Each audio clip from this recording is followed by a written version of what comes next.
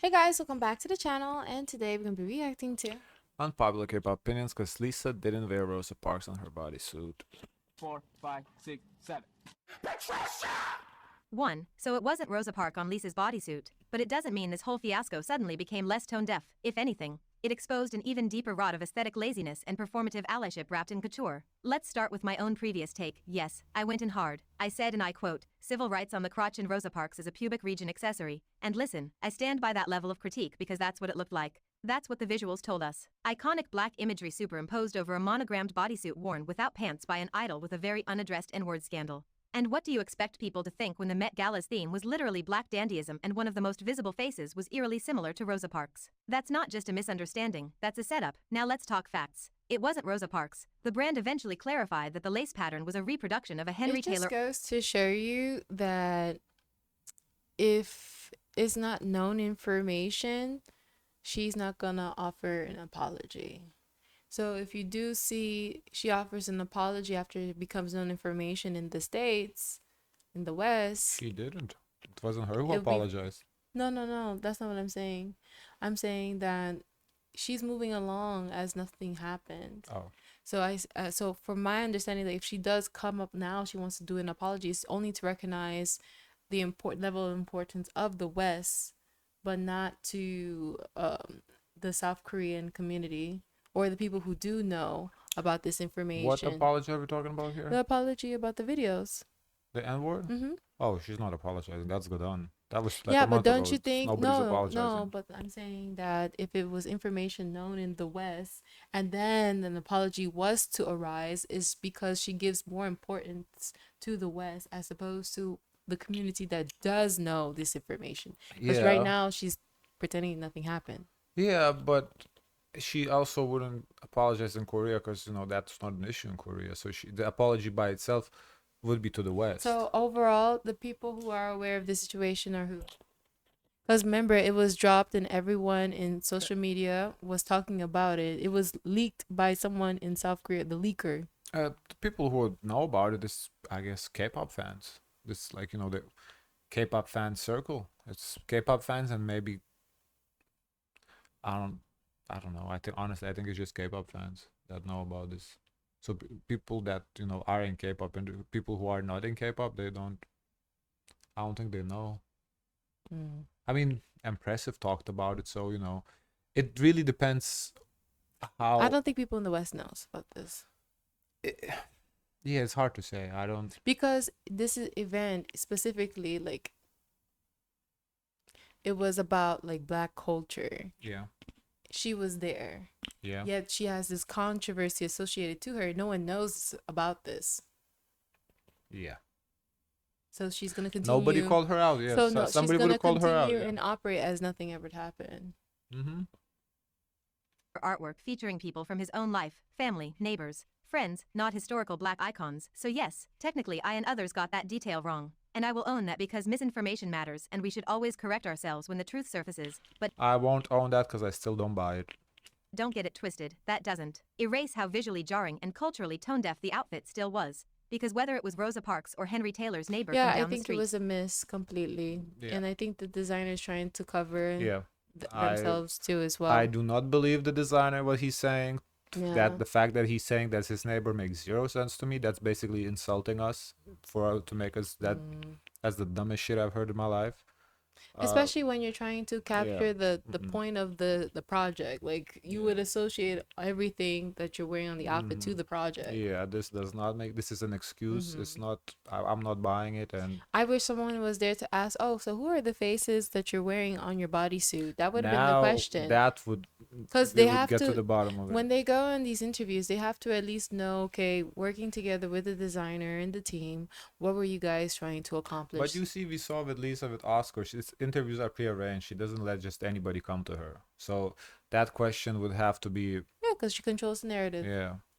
why the heck are portraits of black people printed directly over a celebrity's private area at an event dedicated to celebrating black artistry and resistance? That's the question Louis Vuitton and Lisa's team need to answer. Putting anyone's face, especially a black person's, on a bodysuit's crotch is not avant-garde, it's disrespectful. Now some of y'all are foaming at the mouth to scream, see. You all just hate her for no reason, baby. Sit down and breathe into a paper bag. This is not a hate campaign. It's a reaction rooted in historical context and repeated offenses. Lisa was an easy target because she made herself one. Let's not forget Yep. the N-word. Scandal with no apology. If black fans are quick to call Yeah, this is a big deal because of the whole N-word thing. If it wasn't that, I don't think this would be that big of a deal. This would be an oversight at best, you know? her out, it's because she gave them every reason to be distrustful. Y'all act like this outrage came out of thin air. No, it came from weeks of silent PR strategies and shrugged off criticism. Also, why Lisa didn't explain her outfit properly on the red carpet. If she had taken 5 seconds What to you say, said, I'm wearing yeah. a piece honoring Henry Taylor's personal portraits, this entire storm could have been avoided. But no, as Yeah. always, silence. It's giving avoid accountability like it's To cardio.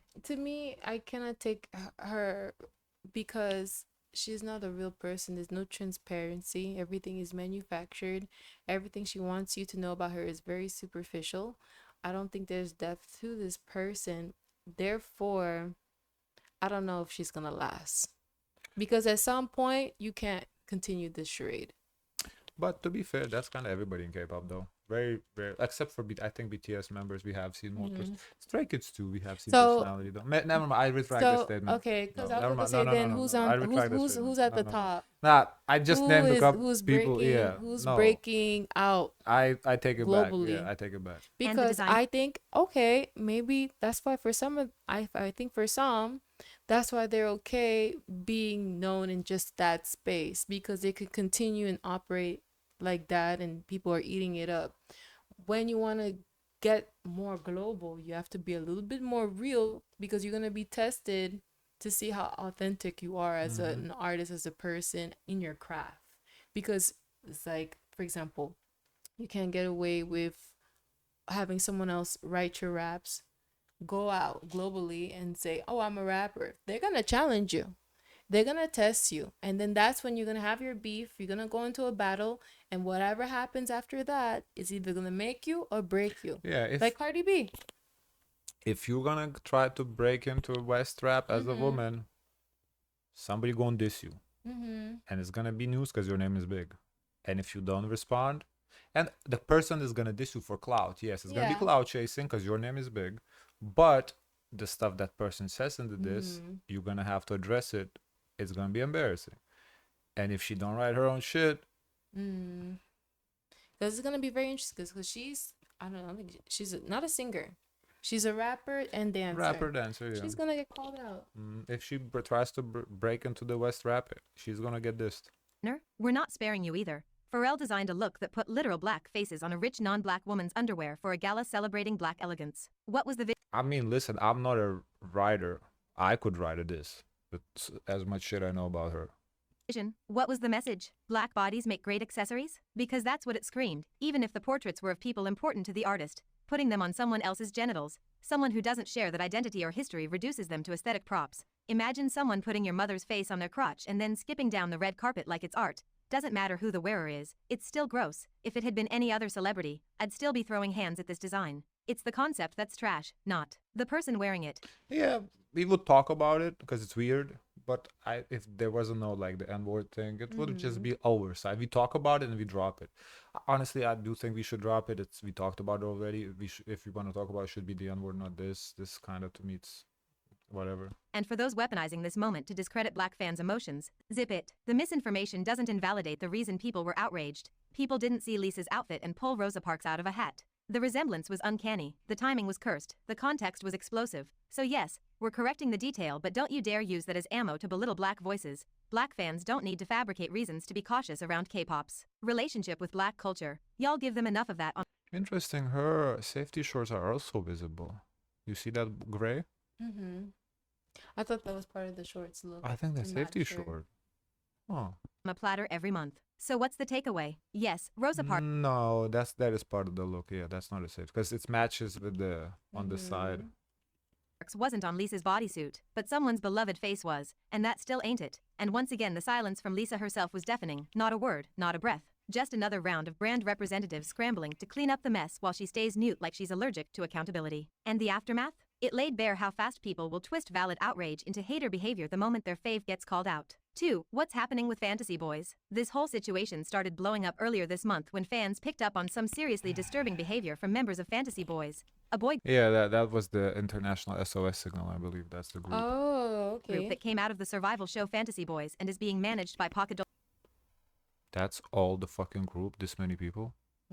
Everyone got a jacket. Bruh. Studio, an agency already dragging a long list of complaints thanks to how they've mistreated groups like BAE 173 and DKB. During a recent live stream on Fantasy Boy's official account, leader Minsu straight up stared into the camera while making a distress signal. Yeah, the globally recognized raised palm with the thumb tucked in and fingers curled over it. Not once, but multiple times. What's weird is that around the same time last month, member Lee Hanbin flashed the exact same gesture during his ending fairy moment on a music show, and fans immediately put 2 and 2 together. And just to make things extra suspicious, Minsu was also on the fan app Bubble posting stuff like, "I'm not okay right now. I just finished work and things aren't usually like this," while member Hong Sunmin talked about 16-hour days that never end. Exhaustion? Cry for help? Either way, fans were alarmed. Then came the cherry on top. Fans discovered through album store notices and indirect mentions that 15-year-old member Keaton was suddenly on hiatus, with zero explanation from Pocketdole, not a peep, which is straight up shady. Fans didn't sit back, they were in full investigation mode, cutting up live stream clips, analyzing timelines, and calling for transparency. Hashtags like Protect Fantasy Boys were trending. People started asking fans to boycott everything. Pocketdole touched albums, merch, streaming, all of it, trying to hit them where it hurts. And what did the agency do? Nothing. Instead, Minsu and Hanbin popped back on Bubble with half-baked apologies. Hanbin said the hand gesture That's exactly what I thought would be next, would be the apologizing for the hand gesture. was because he was flustered Classic and Minsu K-pop. gave some vague "I didn't mean to worry anyone" statement, blaming extreme exhaustion but never directly addressing the signal, completely dodging any mention of the actual signal or the hectic schedules. Oh, and he threw in "I won't speak of this again," which fans immediately read as company speak for shut up or get punished. Meanwhile, the Yep. label stated And we did the video today about, what was it, like the shocking K-pop moments caught on camera or something. Yeah. We see the managers punching, slapping idols on camera. Pretty normal. So I think that's why the boys, well, I'm sure, okay. I think they got ass whooping and then they were told to apologize.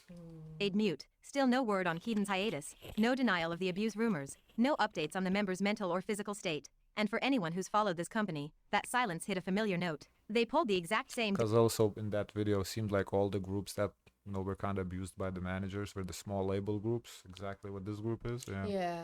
disappearing act during BAE 173's 2022 unpaid wages lawsuit and when DKB raised safety concerns in their dorms back in 2023. What this whole mess really exposes is the ugly underbelly of the trainee system, especially in smaller messier agencies like this one. We're talking minors and young adults being ground down by toxic contracts, inhumane schedules, and psychological pressure with almost no protection. The fact that the winner of the survival show Fantasy Boys straight up refused to sign the contract and debut should tell you everything you need to know about how rotten this company is from the inside out. Like, if the guy who won the whole show took one look behind the curtain and said heck no, imagine the kind of abuse the rest of them are stuck in. And it gets darker. One of the members was literally 14 and got exposed for being in a relationship with a 22-year-old stylist, aka a groomer. Oh. The company tried to gaslight the public with the usual PR damage control, but fans came armed with messages, selfies, and receipts. It's not just messy, it's disturbing. The group is knee-deep in a swamp of exploitation, mismanagement, and straight-up abuse. Anyone claiming this is fans overreacting needs to shut up and actually watch the footage. That hand signal wasn't accidental. Minsu didn't randomly tuck his thumb. He deliberately stuck it out first, paused, then folded it in.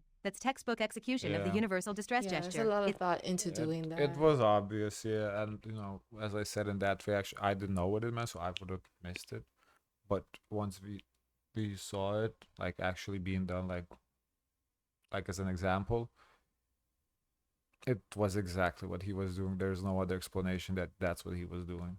It's a literal cry for help. And Hanbin doing the same exact thing weeks earlier? Coincidence? Shut up. These two trained together, debuted together, and now they're both flashing a signal designed to alert people to abuse. That's not paranoia. It's pattern recognition. Their company's track record says everything. BAE 173's unpaid wages, DKB's unsafe dorms. Now Keaton, a 15-year-old, vanishes without a word and the agency stays silent. You think these kids are tired? Try exploited. The fact that Minsu and Hanbin had to apologize for existing in distress? Forced damage control. Their exhaustion excuses? Scripted corporate lies. You don't use a covert abuse signal because you're flustered or need a nap. And spare me the maybe it's part of choreocope. No, this gesture isn't in any routine. It's not a fan service gimmick. It's a last resort move when you can't speak openly. The way Minsu's smile flatlines mid-live stream while he does it? That's not performative. That's desperation. If this were a one-off, fine. But it's not. It's systemic. Their CEO has a history of crushing artists and now minors are caught in the crossfire. Oh. Stop dismissing this as fan hysteria. This is These are awful. real people and kids signaling that they're not safe. Ignore it and you're complicit. And to anyone whining, what can we even do? Please unsubscribe. Luna-proved idols can gut-punch their companies if fans rally hard enough. Orbits didn't cry over merch delays or viral dances. They weaponized lawsuits, boycotts, and public shame until BlackBerry Creative choked on its own greed. But y'all wanna shrug and say, K-pop's just like that while Pocket Bill grinds minors into dust? Prioritize better, new jeans throwing tantrums over brand deals while actual kids are signaling abuse? That's why this industry never changes. You want progress? Stop simping for corporations. Stop treating exploitation as quirky K-pop drama. Luna's freedom wasn't handed out. It was clawed from a corrupt CEO's grip by fans who gave a what about human beings, not Spotify stats. If Fantasy Boy signals don't make you fight, Yeah. you're part of the problem. Yeah. 3. And it seems like it's these little labels too that keep doing it too. So it's great that everyone calls it out and put pressure onto the label. Yeah. No wonder SMTown Mexico is flopping with ticket sales. The concert's literally tomorrow and people are still dragging the empty seats all over the internet. Tickets went on sale back in December. That's 5 months ago, and yet here we are. The venue originally held 65,000, but they had to slash it down to 50,000 because demand was that bad.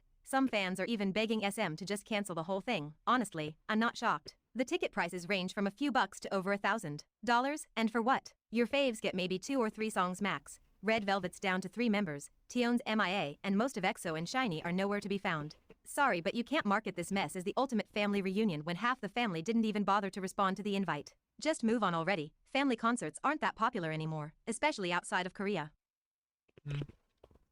Yep. Hey guys, of course, let us know your thoughts. Don't forget to like, comment, and subscribe. Join the Discord. As always, share as much kindness as possible.